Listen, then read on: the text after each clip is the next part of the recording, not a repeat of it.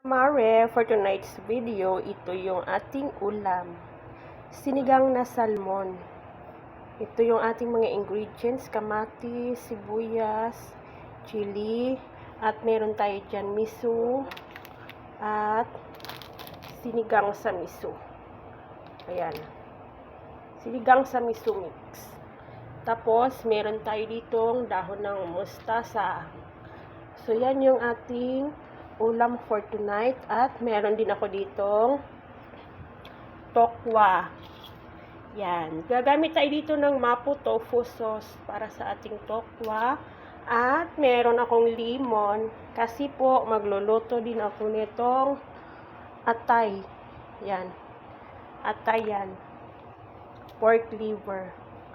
So, imamarinate ko lang yan ng 30 minutes dyan sa ating sauce.